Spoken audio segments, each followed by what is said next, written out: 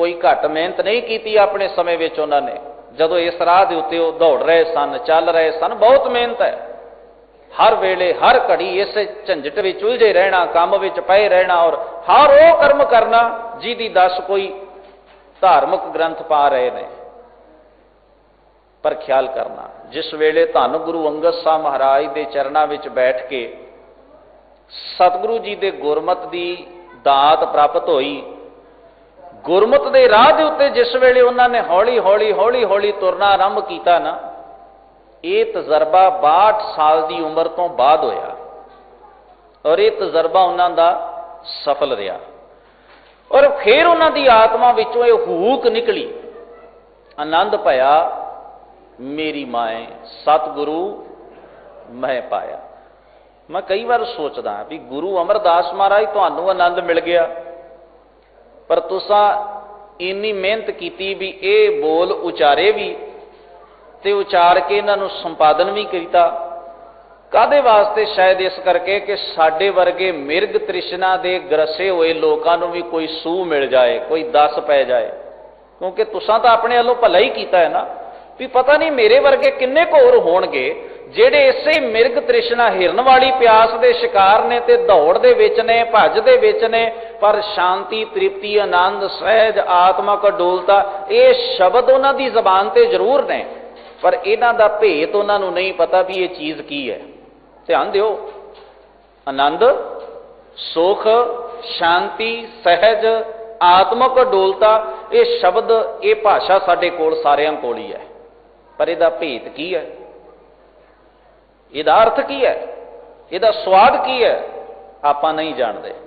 शायद इसे करके ही भी सानू पता है भी आत्मक डोलता तो बिना जीवन का आनंद नहीं, सहज तो बिना जीवन किसी अर्थ नहीं, सानू इन्ना भेद पता है, पर साडी दौड़ उल्टे पासे है। हिरनों पता है भी पानी तो बिना मेरी प्यास नहीं बुझ सकती, दौड़ पानी वास्ते ही रहा है, पर भुलेखे च दौड़ रहा है, गलत पासे दौड़ रहा है, उसकी गलती यह है। गुरुदेव महाराज कहते इस तरह मनुख को शायद इस गल का अंदाजा है कि सानू चाहिदा की है, पर उसनू ये नहीं पता भी ये मिल किवें सकता है, इसकी प्राप्ति किवें हो सकती है। इस करके गलत पासे दौड़ता है, उल्टे पासे वाल अपनी दौड़ भज कर रहा है। बाबा अमरदास नूं जिस वेले गुरमत दे राह दा ज्ञान होया, वो इस मार्ग दे उत्ते चले और बड़ा जी जान नाल चले, पूरी वफादारी नाल चले। उन्होंने अपना आपा गुरु नूं समर्पित करके उस मार्ग दे पांधी बनना प्रवान किया। सब तो वड्डी गल ही यह है, ऐसा मार्ग नहीं है गुरमत का मार्ग भी इत्थे सलामा भी करी जाओ ते जवाब भी दे जाओ, सलाम जवाब दोवें करे, मुड्डों कुथा जाए नानक दोवें कूड़ियां। उत्ते सलाम का भी महाराज कहते कोई अर्थ कोई फायदा नहीं रह जाता, तू मुल मंगदा सलामां दा भी सलाम का अर्थ महाराज सलाम का ही मुल मोड़ दिओ, ते जिहड़े जवाब देने वो ज्यादा भारू ने सलामां नालों। इस करके गुरुदेव कहते नानक दोवें कूड़ियां थाए ना काई, जवाब तो थाए पैना ही नहीं सी, सलाम भी बेअर्थी गई, क्योंकि सलाम जिहड़ी है वो केवल ते केवल बाहरी कर्मकांड बन गई है, पाखंड बन गई है, वो केवल एक लोक विहार बन गया है, ते लोक विहार दी गुरु नानक दे घर विच कोई थां नहीं है। दुनिया के दोखे मुआ चालत कुल की कान, ये तो दुनिया का दोख है। पढ़ना गुणना संसार की कार है, ये तो संसार का विहार है ना। कोट मध्य को बिरला सेवक होर सगले व्योहारी।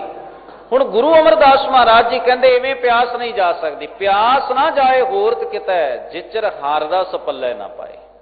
इस तरह कन्ना नूं समझाए श्रवणों मेरिओ, साचा सुनना नो पठाए, साचा सुनना नो पठाए, शरीर लाए सुनो सतबाणी। ते इहदा प्रभाव की, रिएक्शन की, जित सुनी मन तन हरिया हुआ रसना।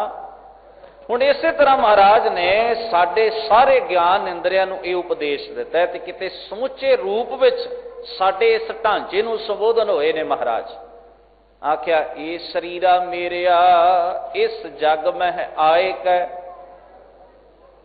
हुण महाराज ने साडे आउण दे उत्ते प्रतिक्रिया ज़ाहिर कीती है कि ठीक है आउणा तेरा मुबारक है, तैनूं इह जन्म दा समा उपलब्ध होया, वड्डी गल है, पर आ लेखा जोखा ते कर लईए कि तू आया भी है जीवन जी भी रहा है, मनुख भी अखवा रहा है, पर इदों अगे क्या तुद कर्म कमाया। हुण सारी गल टिकी है तेरे कर्म दे उत्ते। और गुरु प्यार वालिओ, गुरु ने जे सानू मनुख होने का रुतबा दिता है ना, मनुख होने का, वो भी कर्म करके दिता है। इस नुकते वाल ध्यान देना। गुरु ने बाणी विच आख्या, ठीक है संसारी भाषा दे विच तेरी शरीर की बनावट नूं वेख के तैनूं मनुख ही आख्या जाना है। ये तो आम भाषा है, आम लफज ने, पर एक गल का ख्याल रखी,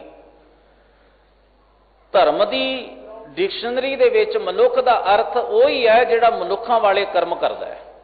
गुरबाणी के अर्थ जदों असीं वेखदे हां ना, गुरबाणी ने तो सानू यही मन्निया भी करतूत पशु की मानस दा, भी लोकाचार मनुखां वर्गा तू लगदा है, शरीर आकार रंग ढंग तेरा इहो जिहा, बनावट तेरी इहो जिही है, ठीक है तू मनुख है, पर अजे मनुख बन विच तैनूं बहुत देरी लगेगी।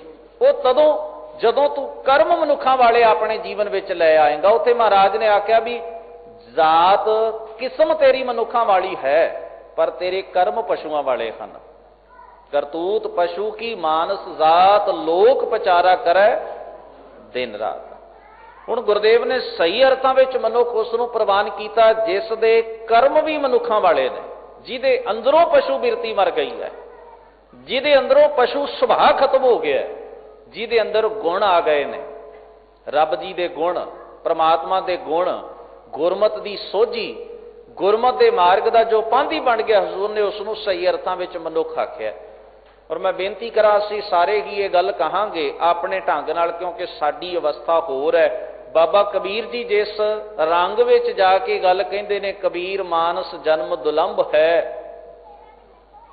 जां बाणी दे विच जदों सतगुरु ऐसे बचन कहिंदे ने, हीरे जैसा जन्म है, इहदा भाव है कि उन्होंने अपने जन्म की पूरी कीमत का पता है, उन्होंने अपने जीवन की कदर का एहसास है, ताइयों वो इनू हीरे नाल तशबीह दे रहे हैं ना। साडे लिए जीवन की है, बोझ तो बिना, सजा तो बिना साडे लिए जीवन अर्थ की रखता है? कुछ भी नहीं।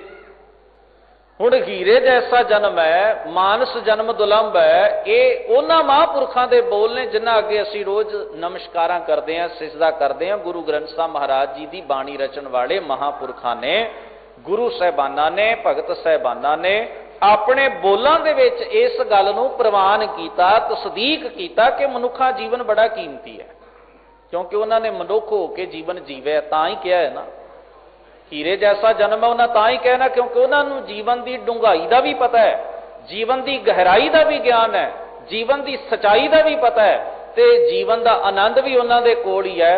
असी केवल बनावट पक्षों ही मनुख हाँ, बाकी होर किसी पक्षों मनुखता साडे विच बहुती है नहीं, मुआफ करना है नहीं, क्योंकि जदों असी पशु बनते आने, पशु भी शर्मसार हो जाते हैं, ये काम तो साडे सन, ये मनुख करता है। गुरु ने इसे करके बाणी विच तुलना दे दी है किसे किसे थां दे उत्ते, ते तुलना पता किवें दिती? आख्या गुरमंत्र हीनस जो प्राणी, जिहड़ा गुरु दे उपदेश, गुरु दे ज्ञान, गुरु दी विचारधारा तो हीना है, गुरु दी मत तो हीना है, वांझा है, सखना है, खाली है। त्रिगंत जन्म ओदा जीवन फिटकार योग है, भ्रष्टन है, भ्रिष्टिया होया। ते किवें दा है? हजूर कहंदे कुकर है, वो कुत्ते वर्गा जीवन जी रहा है, सूकर है, सूर वर्गा जीवन जी रहा है, गर्दब है, गधे वर्गा। बिरतियां करके महाराज ऐसी तुलना दे रहे हैं, बिरती करके वो सप वर्गा है, बिरती करके ही वो कां वर्गा है। हुण इन्हां पशुआं दे विच, इन्हां जीवां च की सुभाਅ ने, ते ओही सुभाਅ जे मनुख दे विच ने, ते गुरु अर्जन साहब ने की गलत आख्या? कुछ भी तो नहीं, पर प्रवान किया महाराज ने कि तेरी जात मनुख दी है, मैं प्रवान करदा, पर तेरे कर्मां नूं मैं मनुख दे कर्म नहीं कह सकदा, क्योंकि तेरे कर्मां दे विचों मैनूं सप दा झौला पैंदा है, सूर दा झौला पैंदा है, कुत्ते दी बिरती दा झौला पैंदा है, कां ते गधे दी बिरती दा मैनूं परछावां दिसदा है। इस करके तेरी बिरती नूं वेख के मैं नहीं कह सकदा कि तू मनुख है। हाँ, शरीर दी बनावट पक्षों, जात किस्म पक्षों मैं कह सकदा कि तू मनुख है। जिन्नी सच्चाई है उन्नी मैं प्रवान करदा, पर जिथे मैनूं जो होर नजर आ रहे उत्थे भी सच कहण तो गुरु अर्जन साहब महाराज ने गुरेज नहीं किया। क्योंकि गुरु अर्जन साहब महाराज ने अज दे बाबियां वांगू चेलियां की गिणती नहीं ना वधाउणी भी शराब पी लो तां भी प्रवान, ना पी लो तां भी प्रवान, तंबाकू पीने हो तां भी प्रवान, सब प्रवान है, क्योंकि उत्थे चेले चाहिए ने, किरदार नहीं चाहिए। मुश्किल की गल यह है। पर गुरु अर्जन साहब महाराज नूं इन्हां गल्लां दी कोई परवाह नहीं। वो तो एक निरंकार दी रब दे नाम की सद दिंदे ने, धर्म की विचार संसार के जीवां दे हिरदियां तक पहुँचाउणी लोचते ने। इस करके महाराज ने आख्या सही अर्थां विच तू तदों मनुख बनदा है जदों तेरे अंदरों पशु बिरती खत्म हो जाती है। इस करके आख्या सही अर्थां विच तेरे शरीर का साधन का उदों लाभ होवेगा जदों तेरा यह शरीर धर्म के कर्म नाल जुड़ जाएगा। ताइयों आख्या ये शरीरा मेरे इस जग में आए क्या तुद, नहीं तो शरीर तक रुक जाते भी ठीक है मनुखों वाला शरीर है, बनावट है तो वधिया है, आनंद है। नहीं, शरीर नूं जोड़े कर्म दे नाल। के कर्म कमाया तुद शरीरा जा तू जग में आया, कर्म नाल जोड़े है ना। तो कर्म की है? जिन हर तेरा रचन रचिया सो हर मन न वसाया। हजूर ने आख्या जिन्हें तेरी रचना की है तू उस मूल नालों ही टुट गया।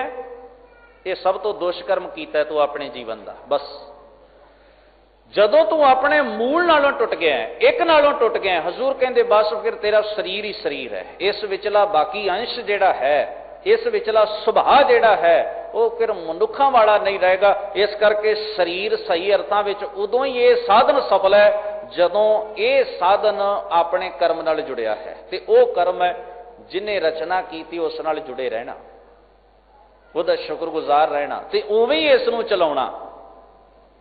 उवें ही आपां कोई मोबाइल खरीदते हैं, कोई भी चीज़ इलैक्ट्रॉनिक चीज़ां ऐसी कोई वस्तु आपां खरीदते हैं बाजार विचों, ते ख्याल करना साडे कोल जदों चीज़ आउंदी है ते नाल उहदा पूरा डाटा आ जाता है, जिन्हों आपां मैन्यू कह दिंदे हैं।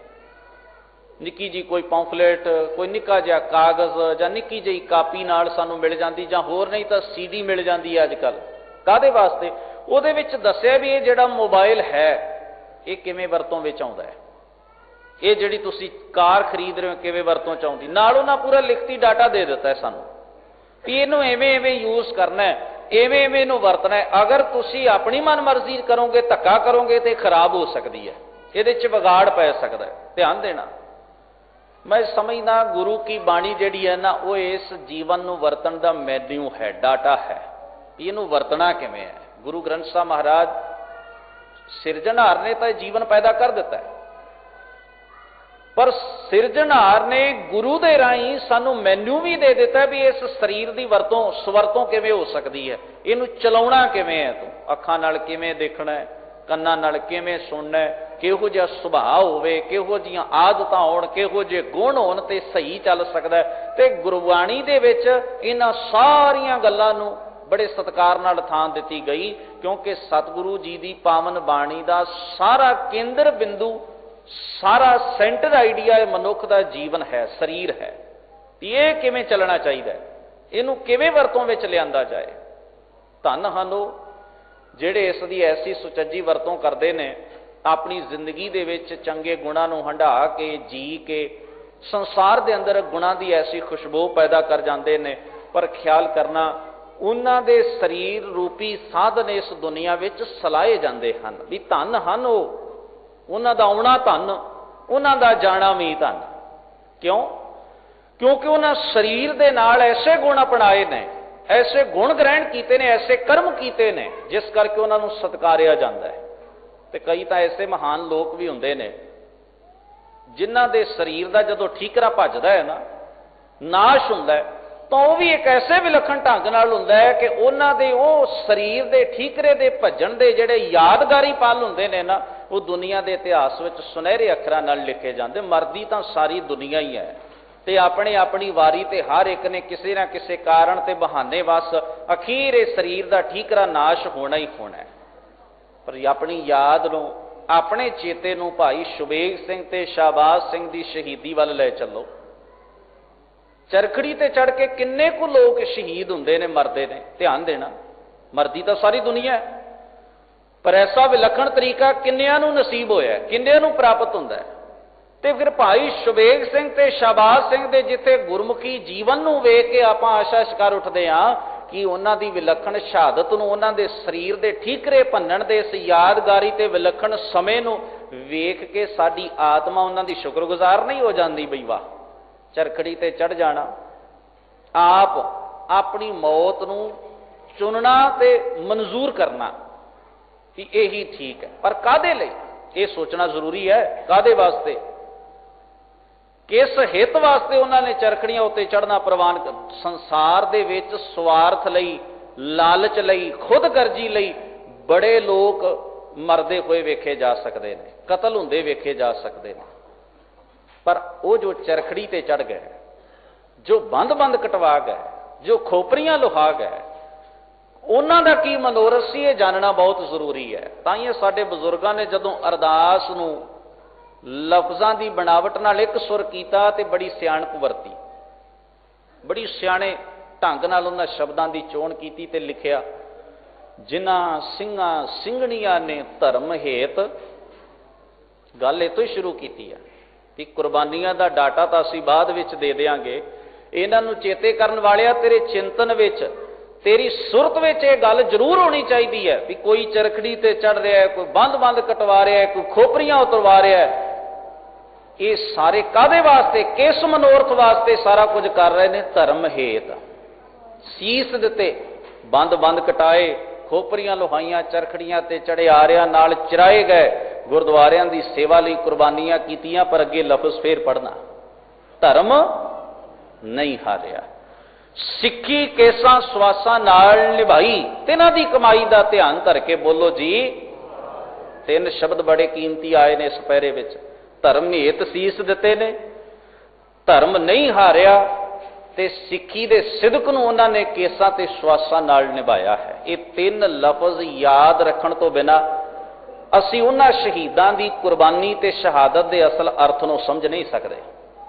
ਜੇ ਧਰਮ ਹੇਤ ਤੇ ਧਰਮ ਨਹੀਂ ਆ ਰਿਹਾ ਤੇ ਸਿੱਖੀ ਸਿਦਕ ਕੇਸਾਂ ਸਵਾਸਾਂ, ਆ ਤਿੰਨ ਲਫ਼ਜ਼ ਚੁੱਕ ਕੇ ਤੁਸੀਂ ਪਾਸੇ ਕਰ ਦਿਓ, ਮਨੋਰਥ ਬੜਾ ਧੁੰਦਲਾ ਹੋ ਜਾਣਾ ਹੈ ਵੀ ਕੋਈ ਚਰਖੜੀ ਤੇ ਚੜਿਆ ਤੇ ਕਿਉਂ, ਬੰਦ-ਬੰਦ ਕਟਵਾਏ ਤੇ ਕਿਉਂ, ਖੋਪਰੀਆਂ ਲੁਹਾਈਆਂ ਤਾਂ ਕਿਉਂ, ਫਾਂਸੀਆਂ ਦੇ ਰੱਸੇ ਚੁੰਮਣ ਲਈ ਕੁਝ ਤਿਆਰ ਖੜੇ ਨੇ, ਕੁਝ ਚੁੰਮ ਗਏ ਨੇ ਕਿਉਂ? ਜੇ ਗੁਰੂ ਪਿਆਰ ਵਾਲਿਓ ਧਰਮ ਹੇਤ ਧਰਮ ਨਹੀਂ ਹਾਰਿਆ ਤੇ ਸਿੱਖੀ ਸਿਦਕ ਨੂੰ ਕੇਸਾਂ ਸਵਾਸਾਂ ਨਾਲ ਨਿਭਾਇਆ, ਆ ਤਿੰਨ ਸ਼ਬਦ ਅਸੀਂ ਪਾਸੇ ਕਰ ਦਈਏ ਨਾ, ਸਾਡਾ ਸਾਰਾ ਕੁਝ ਹੀ ਧੁੰਦਲਾ ਹੋ ਜਾਂਦਾ ਹੈ। ਆ ਤਿੰਨ ਸ਼ਬਦ ਵਿੱਚ ਆ ਪਏ ਤਾਂ ਸਾਡੇ ਸਾਹਮਣੇ ਸਾਰਾ ਇਤਿਹਾਸ ਇੱਕ ਫਿਲਮ ਵਾਂਗ ਘੁੰਮ ਗਿਆ, ਸਾਡੀਆਂ ਅੱਖਾਂ ਸਾਹਮਣੇ, ਸਾਡੇ ਦਿਮਾਗ ਦੇ ਵਿੱਚ ਵੀ ਇਹ ਕਾਰਨ ਹੈ ਕਿਸੇ ਦਾ ਚਰਖੜੀ ਤੇ ਚੜ ਜਾਣ ਦਾ। ਪਰ ਗੁਰੂ ਕੇ ਪਿਆਰ ਵਾਲਿਓ, ਮੈਂ ਬੇਨਤੀ ਕਰਾਂ ਕਿ ਸਾਨੂੰ ਇਸ ਗੱਲ ਦਾ ਅਹਿਸਾਸ ਹੈ ਕਿ ਧਰਮ ਕੀ ਹੈ। ਕਿਧਰੇ ਅਸੀਂ ਐਵੇਂ ਆਪਣੀ ਮਨਮਰਜ਼ੀ ਦੇ ਧਰਮ ਤੇ ਪੈਦਾ ਨਹੀਂ ਕਰ ਲਏ ਆਪਣੀ ਦਿਮਾਗ ਦੇ ਵਿੱਚ, ਆਪਣੀ ਬੁੱਧੀ ਦੇ ਵਿੱਚ। ਧਰਮ ਉਹੋ ਹੀ ਹੈ ਜੋ ਗੁਰੂ ਗ੍ਰੰਥ ਸਾਹਿਬ ਮਹਾਰਾਜ ਸਾਨੂੰ ਦੱਸ ਰਹੇ ਨੇ, ਔਰ ਇਸੇ ਆਸਰੇ ਦੇ ਉੱਤੇ ਕੋਈ ਬੰਦ-ਬੰਦ ਕਟਵਾ ਕੇ, ਖੋਪਰੀਆਂ ਉਤਰਵਾ ਕੇ, ਆਪਣੇ ਆਪ ਨੂੰ ਚਰਖੜੀਆਂ ਤੇ ਚੜਵਾ ਕੇ ਇਹ ਆਖਦਾ ਰਿਹਾ, ਧਨ ਘੜੀ, ਧਨ ਚਰਖੜੀ, ਧਨ ਨਿਆਉ ਤੁਮਾਰਾ, ਧਰਮ ਹੇਤ ਹਮ ਚਰੈ ਚਰਖੜੀ, ਧਨ ਵਜੂਦ ਹਮਾਰਾ। ਸਾਡਾ ਇਹ ਵਜੂਦ ਧਨ ਹੋ ਗਿਆ ਕਿ ਅਸੀਂ ਗੁਰੂ ਨਾਨਕ ਦੀ ਸਿੱਖੀ ਦੇ ਸਿਦਕ ਦੀ ਮਿਸਾਲ ਦੁਨੀਆ ਵਿੱਚ ਬਣ ਕੇ, ਔਰ ਐਸੇ ਭਟਕਦੇ ਹੋਏ ਲੋਕਾਂ ਨੂੰ ਅਸੀਂ ਇੱਕ ਚਿੰਨ੍ਹ ਦੇ ਚੱਲੇ ਹਾਂ ਕਿ ਲੋਕੋ ਸਿਦਕ ਐਵੇਂ ਵੀ ਨਿਭਾਉਣ ਦਾ ਸਮਾਂ ਆ ਸਕਦਾ ਹੈ।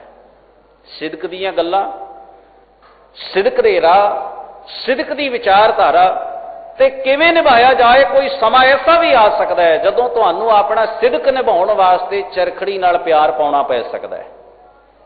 ਆਪਣੇ ਸਿਦਕ ਨੂੰ ਕਾਇਮ ਰੱਖਣ ਵਾਸਤੇ, ਆਪਣੇ ਸਿਦਕ ਦੀ ਮਿਸਾਲ ਦੁਨੀਆ ਸਾਹਮਣੇ ਰੱਖਣ ਵਾਸਤੇ ਤੁਹਾਨੂੰ ਆਪਣਾ ਖੋਪਰ ਉਤਰਵਾਉਣਾ ਪੈ ਸਕਦਾ ਹੈ ਤੇ ਇਸ ਮੌਤ ਨੂੰ ਆਪ ਚੁਣਨਾ ਪੈ ਸਕਦਾ ਹੈ। ਇਸ ਸਿਦਕ ਦੇ ਮਾਰਗ ਕੁਝ ਐਸੇ ਹਨ, ਇਹ ਸਿਦਕ ਦੇ ਰਾਹ ਕੁਝ ਐਸੇ ਹਨ। ਗੁਰੂ ਪਿਆਰ ਵਾਲਿਓ, ਮੈਂ ਤਾਂ ਇਤਨਾ ਸਮਝਦਾ ਹਾਂ, ਗੁਰੂ ਨਾਨਕ ਦੀ ਸਿੱਖੀ ਦਾ ਮਾਰਗ ਜਿਹੜਾ ਹੈ ਉਸ ਨੂੰ ਸਮਝਣਾ, ਉਸ ਨੂੰ ਅਪਣਾਉਣਾ, ਇਹ ਦੋ ਗੱਲਾਂ ਆਪਸ ਵਿੱਚ ਬੜੀਆਂ ਜੁੜੀਆਂ। ਅਪਣਾਇਆ ਉਹਨਾਂ ਚਿਰ ਨਹੀਂ ਜਾ ਸਕਦਾ ਜਿੰਨਾ ਚਿਰ ਉਸ ਨੂੰ ਡੂੰਘਾਈ ਨਾਲ ਵਾਚਿਆ ਤੇ ਸਮਝਿਆ ਨਹੀਂ ਜਾ ਸਕਦਾ। ਪਰ ਸਾਡੇ ਭਾਰਤੀ ਸੱਭਿਆਚਾਰ ਦੀ ਇਹ ਸ਼ੁਰੂ ਤੋਂ ਹੀ ਅਜੀਬ ਵਿਡੰਬਣਾ ਰਹੀ ਹੈ। ਸ਼ਾਇਦ ਇੱਥੇ ਆਤਮਕ ਕੰਗਾਲੀ ਸ਼ੁਰੂ ਤੋਂ ਇੰਨੀ ਡੇਰੇ ਪਾ ਕੇ ਬੈਠੀ ਹੋਈ ਹੈ ਕਿ ਗੁਰੂ ਨਾਨਕ ਦੇ ਘਰ ਦੇ ਸਿਦਕ ਦੀ ਅਮੀਰੀ ਨੂੰ ਇੱਥੋਂ ਦੇ ਸੱਭਿਅਤਾ ਨੇ ਅਜੇ ਤੱਕ ਪ੍ਰਵਾਨ ਨਹੀਂ ਕੀਤਾ। ਸਮਝ ਹੀ ਨਹੀਂ ਸਕੇ ਵੀ ਗੁਰੂ ਨਾਨਕ ਦਾ ਸਿੱਖੀ ਸਿਦਕ ਕੀ ਚੀਜ਼ ਹੈ। बंद बंद कटवाउण वाले, खोपर उतरवाउण वाले, आखिर किस मनोरथ की सिद्धि वास्ते सारा कुछ कर रहे हैं। और किरदार दे भी तो ऐसे महान लोग सन, उन्हां च दया है, धर्म है, नेकी है, पर जदों उन्हां दे सिदक वाल किसी ने उंगल की है तो उन्होंने अपने सिदक की मिसाल कायम करने वास्ते ऐसी मौत को चुन लिया। और ये मौत समय की हर जालम हुकूमत उन्होंने दिंदी आई, अज भी दे रही है। वो रूहां किधरे ना किधरे मौजूद ने, जड़ियां फाए टंगण वालियां भी ने, तो भी रूहां मौजूद ने जड़ियां किधरे ना किधरे अपने सिदक की कायमी वास्ते फाए लगन वास्ते अज भी तैयार खड़ियां ने। पर सोचण वाली गल यह है भी साडा सफर कित्थों शुरू हो रहा है तो कित्थे खत्म हो रहा है, साडा सफर किस दिशा वाल जा रहा है। अज ये जिथे आपां भाई शवेक सिंह ते शाहबाज सिंह प्यो ते पुत्र की महान शहादत नूं सिजदा कर रहे हैं, उत्थे ये गल सोचण की लोड़ है कि जे अजे भी जकरीए ते मन्नू दे वारस इस धरती ते डेरे पाई बैठे ने ना, ते शवेक सिंह ते शाहबाज सिंह दे वारस भी इस धरती ते मौजूद हैं। कोई जुल्म कोई सितम सानू झुका सकता नहीं, सानू डुला सकता नहीं, क्योंकि अजे भी साडियां रगां विच कलगीधर दा खून है। क्योंकि जिथे गुरबाणी का वास होएगा उत्थे निर्भयता का, निर्वैरता का, उत्थे सांझीवालता का, सिदक का, उस जगह के उत्ते नाम की रंगत चढ़ेगी चढ़ेगी। तो साधन शरीर के उन्होंने ही सफल ने, छड्डना तो पैना है। जे कोई आके ना मैं सदा वास्ते शरीर के साधन से बैठिया रवां, तो नहीं, इस शरीर के साधन को छड्डना ही पैना है। अखीर अज नहीं, कल कल नहीं, परसों। पर गुरु ने एक गल आखी, बीत जाए जन्मा काज रे, माया को संग त्याग, प्रभ जू के शरण लाग, जगत सुख मान मिथ्या, झूठो सब साज रे, पाहे पर करत मान। हजूर कहते मान कादा है, इनू तू ना छड्डना चाहे तां भी छुटना है, ये छुटेगी दे, ये साधन छड्डना पवेगा, इसदा समा है, इसदी सीमा है। हजूर कहते ऐसा नहीं कि तू सदीव काल इस शरीर के साधन ते सवार हो गया तो हुणे तेरा ते तू इनू छड्डेगा नहीं, छड्डना तो पवेगा, क्योंकि कुछ समा तैनू मिले, अवसर है, ये तेरा अवसर, ये तेरी बार घट भीतर तू देख विचार। पर जे इसनू एवें जी लवें, इवें छड़ देवें कि मिसाल बन जाए तो आनंद वखरा है। गुरदेव जी आखदे सन, तो गाया करदियां सन घोड़ियां पुरातन मावां बीबियां ऐसे शुभ समय दे उत्ते, ते गुरदेव धन गुरु रामदास महाराज ने उस तर्ज उत्ते बख्शिश की, दे तेजन जी राम उपाया राम। दे घोड़ी दिती है, साधन दिता है, और उपाई किन्ने है, सर्वव्यापक वाहिगुरु ने दी बनावट कर दी है। धन मानस जन्म पुन पाइया राम। धन है मानस जन्म, वड्डे भागां नाल मिल गया, प्राप्त हो गया। पर केड़ा धन जन्म मानस है, वह मैं जिक्र कर चुकिया। जदों गुरु की मत जीवन में आ जाए, गुरु की मत अंदर टिक जाए, तदों समझी तू मनुख है, गुर सेवा ते भगत कमाई, तब तदों जानी ये मानस दे ही पाई, तदों जानी कि मनुखा। हजूर आखदे हन, मानस जन्म वड पुन्ने पाया, देह सो कंचन चंगड़िया। मानस जन्म वड पुन्ने पाया, भले नाल परोपकार नाल प्राप्त हुंदा है, जदों गुरु की मत नूं कमा लईए। पर अगली गल आखी, ये कंचन वर्गी देई तदों बन सकती है, ये सोना तदों बन सकती है, कीमत यदि तदों है, चंगी ये तदों है जदों एक शर्त तो पूरी कर लवें। पुछिया महाराज वो किहड़ी शर्त है जो मैनू पूरी करनी पवेगी, इस शरीर नूं, इस देह नूं कंचन ते चंगी बनाउण लई, कीमती बनाउण लई।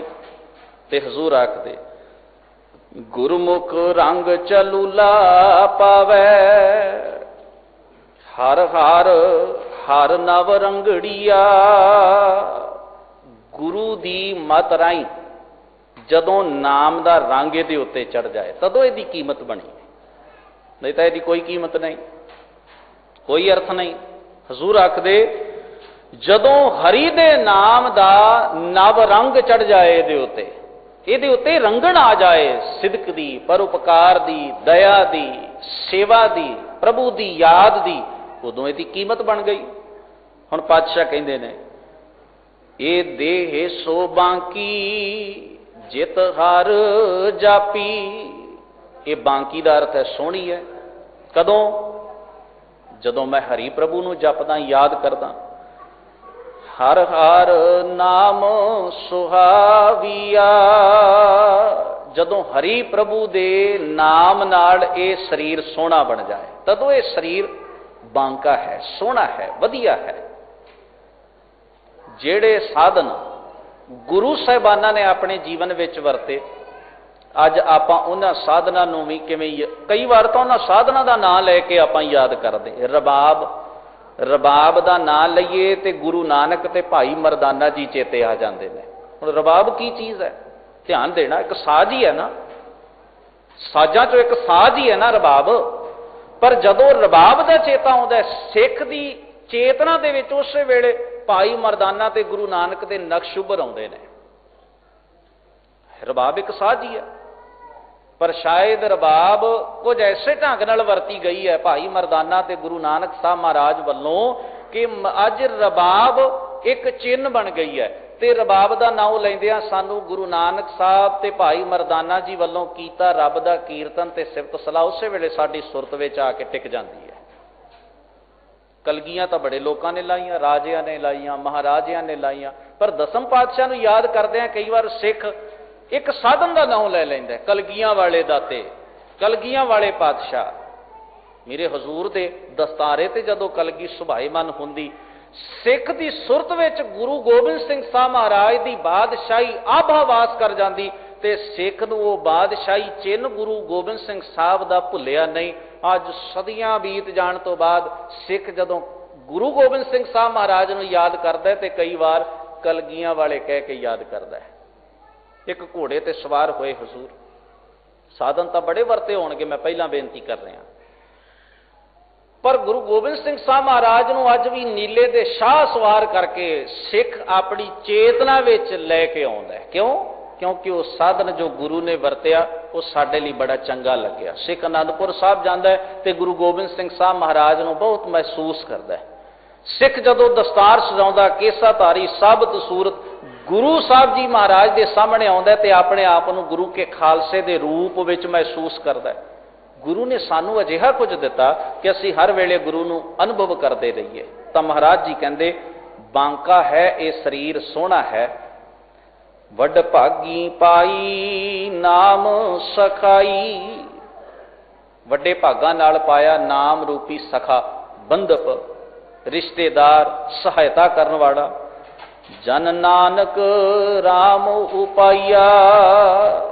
दास नानक आखदा है ये शरीर रूपी साधन राम वाहिगुरु परमेश्वर ने आप पैदा किया है। उदों ये सही अर्थां च मनुख बनता है। मनुख जिस वेले गुरु की मत नूं धारण करता है, गुरमत के राह ते चलता है, शरीर ओहदा सोहना है, वधिया है, जिहड़ा गुरु की मत के मुताबक अपनी जिंदगी नूं हंडाउंदा, जिउंदा, गुरु के गुणां दे नाल जुड़ के अपने इस साधन की वरतों धर्म हित करता है। सतगुरु सच्चे पातशाह किरपा बख्शिश करन। इसे ही पावन बाणी के अगले बंदां दी विचार अगले दीवाना विच करन दा यतन करांगे। होईयां भुल्लां चुकां दी खिमा गुरदेव धन गुरु ग्रंथ साहब महाराज जी बख्शण। सबना दा धन्नवाद। फतेह सांझी करो। वाहिगुरू जी का खालसा, वाहिगुरू जी की फतेह।